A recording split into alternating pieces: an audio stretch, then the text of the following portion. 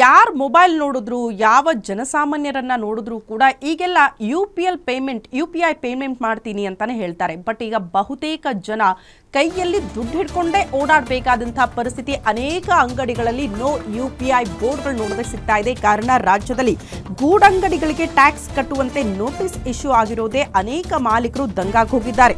Digital ಪೇಮೆಂಟ್ನಿಂದ ಮಾಲೀಕರು ಕಂಗಾಲಾಗಿದ್ದಾರೆ. Tax notice ಹಿನ್ನೆಲೆ ಹಲವೆಡೆ QR ಕೋಡ್ಗೆ ಕೋಕ್ ಕೊಡಲಾಗಿದೆಯಂತೆ.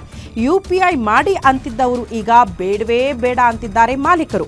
ಬೇಕರಿ, ಕ್ಯಾಂಡಿಮೆಂಟ್ಸ್ ಇಲ್ಲೆಲ್ಲ ನೋಟಿಸ್ ಕೊಟ್ಟ ಬಳಿಕ ಮಾಲೀಕರು ಕಂಗಾಲಾಗಿದ್ದಾರೆ. ಕ್ಯಾಶ್ಲೆಸ್ ಪೇಮೆಂಟ್ ಬೇಡ, ಕ್ಯಾಶ್ ಕೊಡಿ ಅಂತ ಹೇಳ್ತಿದ್ದಾರಂತೆ ಮಾಲೀಕರು. ಈ ಹಿಂದೆ ಅಂಗಡಿ ಮುಂಭಾಗದಲ್ಲಿ ರಾರಾಜಿಸ್ತಾ ಇತ್ತು QR ಕೋಡ್. ತೆರಿಗೆ ನೋಟಿಸ್ ಬಂದ ಬಳಿಕ QR ಕೋಡ್ಗಳು ಮಾಯ ಆಗಿದೆ ಎಲ್ಲ ಅಂಗಡಿಗಳ ಮುಂದೆ. ಸಹಜವಾಗಿ ಬಹುತೇಕ ಅಂಗಡಿ ಮಾಲೀಕರಿಗೆ ಅತಿ ದೊಡ್ಡ ಶಾಕ್ ಎದುರಾಗಿರೋದೇನು ಗೊತ್ತಾ? ಟ್ಯಾಕ್ಸ್ ಕಟ್ಟಿ ಅನ್ನುವಂಥ ನೋಟಿಸ್. ಏನಪ್ಪಾ ಇದು ನೋಟಿಸ್ ಅಂತ ಬಹುತೇಕ ಮಾಲೀಕರು ಅದನ್ನ ಎನ್ಕ್ವೈರಿ ಮಾಡಿದ್ದಾರೆ. ಪ್ರಮುಖವಾಗಿ ನಿಮ್ಮ ಅಂಗಡಿಯಲ್ಲಿ UPI ಪೇಮೆಂಟ್ ಅತಿ ಹೆಚ್ಚಿನ ಟ್ರಾನ್ಸಾಕ್ಷನ್ಗಳಾಗಿದೆ, ಅದಕ್ಕೆ ಸಂಬಂಧಪಟ್ಟಂತೆ ಟ್ಯಾಕ್ಸ್ ಅನ್ನ ಕಟ್ಟಬೇಕು ಅನ್ನುವಂಥ ನೋಟಿಸ್. ಅಯ್ಯೋ, ನಮಗಿದೆಲ್ಲ ಮಾಹಿತಿನೇ ಇರಲಿಲ್ವಲ್ಲ, ಟ್ಯಾಕ್ಸ್ ಕಟ್ಟಬೇಕು ಅನ್ನುವಂಥ ನಿಯಮ ಇರಲಿಲ್ಲ. ಬಟ್ ಈಗ ಏಕಾಏಕಿ ನೋಟಿಸ್ ಬಂದಿದ್ದು ಯಾಕೆ ಅಂತ ಮಾಲೀಕರು ಪ್ರಶ್ನೆ ಮಾಡ್ತಿದ್ದಾರೆ. ಬಟ್ ಈಗ ಟ್ಯಾಕ್ಸ್ ಕಟ್ಟಬೇಕು, ಅದು ಕೂಡ ಸಾವಿರ ಸಂಖ್ಯೆಯಲ್ಲಿ ಬಂದಿದೆಯಾ? ಇಲ್ಲ, ಲಕ್ಷಾಂತರ ರೂಪಾಯಿ ಟ್ಯಾಕ್ಸ್ ಕಟ್ಟಬೇಕು ಅನ್ನುವಂಥ ನೋಟಿಸ್.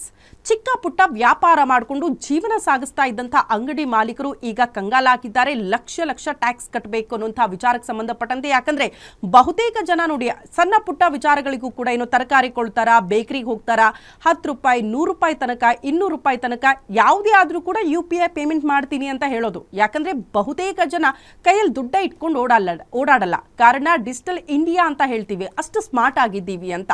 ಬಟ್ ಈಗ ಇದೇ ಅತಿ ದೊಡ್ಡ ಶಾಕ್ ಎದುರಾಗುತ್ತೆ ಅಂದ್ರೆ ಮಾಲೀಕರು ಇವರೆಲ್ಲೋ ಬಂದು UPI ಪೇಮೆಂಟ್ ಮಾಡಿ ಹೋಗ್ಬಿಡ್ತಾರೆ, ಅದಕ್ಕೆ ನಾವ್ಯಾಕ್ರಿ ಟ್ಯಾಕ್ಸ್ ಕಟ್ಟಬೇಕು? ಇದನ್ನ ಅಂಗಡಿ ಮಾಲೀಕರು ಪ್ರಶ್ನೆ ಮಾಡ್ತಿದ್ದಾರೆ. ಹಾಗಾಗಿ ಇನ್ನು ಮೇಲೆ ನೀವು UPI ಪೇಮೆಂಟ್ ಮಾಡಬೇಡಿ, ಬದಲಾಗಿ ದುಡ್ಡು ಕೊಟ್ಬಿಟ್ಟಿ ಸ್ವಾಮಿ ಅಂತ ಮಾಲೀಕರು ಬಹುತೇಕ ಅಂಗಡಿಗಳ ಮುಂದೆ ಇಂಥ ಬೋರ್ಡ್ಗಳನ್ನ ಹಾಕ್ತಿದ್ದಾರಂತೆ. ಗೊತ್ತಿಲ್ಲ ಇದು ಯಾವ ರೀತಿ ಯಾವ ಹಂತಕ್ಕೆ ಹೋಗುತ್ತೆ.